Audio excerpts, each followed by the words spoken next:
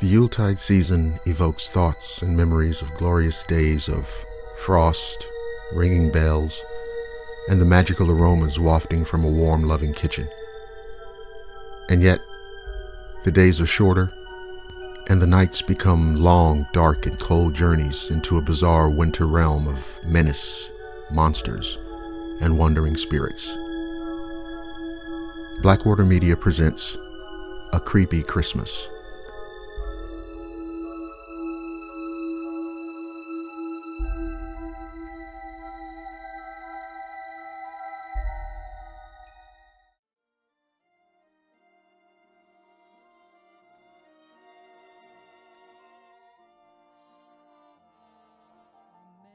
Miss Henrietta Jackson was 83 years old and lived by herself, and her cat, of course. Her husband had passed 2 years prior, and her children had since grown up and left the nest. But come Christmas time, Miss Jackson got her joy whenever her grandchildren paid a visit. She thought of the looks on their faces whenever she served them Christmas cookies and other pleasantries. This Christmas, she made some sweet and salty toffee and kept it on the kitchen table. She found herself sitting down in her favorite chair, knitting a scarf, when there came a sharp knock on the door. She jumped a bit, not expecting any visitors at that hour. "Can we come in?" In a rather tentative manner, the old lady laid down the scarf on the arm of the sofa and gripped the chair. Her frail bones popped and shifted. Getting up from the chair, she collected her walking stick and trudged rigidly towards the front door.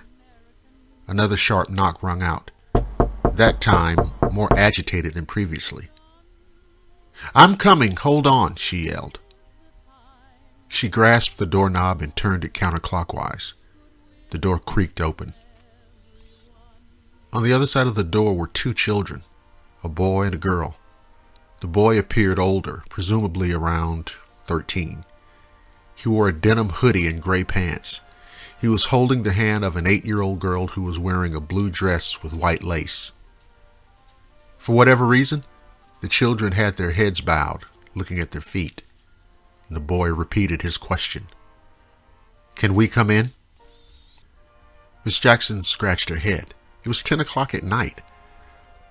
Why would these children be at her house at that time of night? Somehow the boy must have realized what she was thinking. "We need to borrow your phone. My cell phone battery's dead." She thought more about the suddenness of having these unexpected guests. But they were children regardless. At the very least, she could grant them this one request. She nodded her head, gesturing the two children in. She directed them into the living room where her cat woke up from the ruckus. When it set its eyes on the two mysterious children, the cat arched its back and hissed. Miss Jackson walked over to silence her cat. "Lex," she said, "these are our guests. Behave yourself." The cat mewed in defeat before running out of the living room and into the kitchen. The two children sat on the sofa, their eyes still hidden. Miss Jackson went into the kitchen and pulled out a plate of sweet and salty bark. She returned to the living room and bent down to the children's eye level. "Care for some sweets?" The boy looked up. There was a good reason as to why he was shielding his eyes. They were devoid of color or pupils. Nothing more than pitch black nothingness. Whatever he assuredly was not of this earthly realm. The girl looked up as well, and her eyes matched the cold blackness of the older boy. Although she thought it bizarre, the old lady simply smiled at the children, despite the hollow sockets that they called eyes. The children were speechless at first. They shared a puzzled glare. The girl waved her hand in front of Miss Jackson's face, but her eyes didn't follow the path of it. They leaned in closer, realizing that Miss Jackson's eyes were glazed over in a thin sheet of blue. She was blind. The old lady suddenly frowned. "Oh, I'm sorry.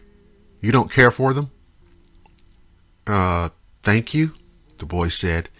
He took a piece of the sweet and salty bark and broke it in his hand before passing the girl a piece. Their heavy teeth ground down on the sweets. Oddness aside, the two children couldn't help but bask in the sweetness and saltiness of the snack. They indulged themselves in more of the sweets before getting up. They looked at the decorations with curiosity.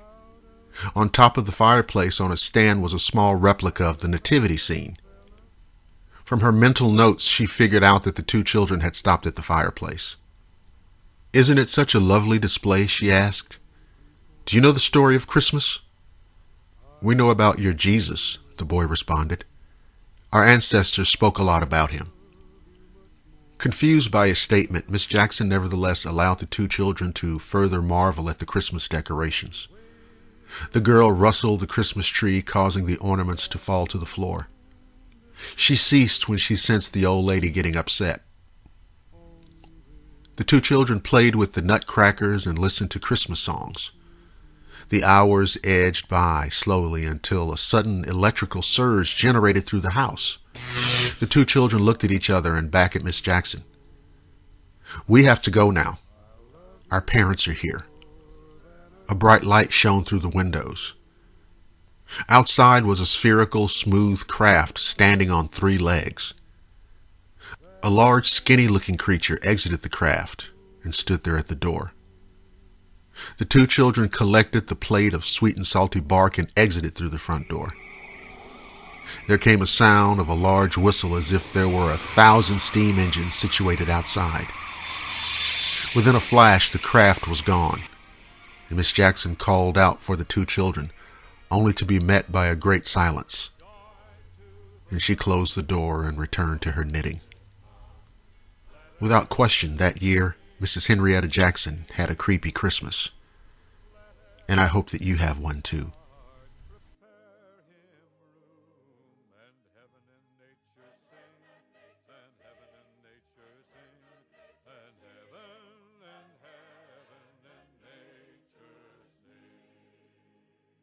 All right, everybody now in the family key, please.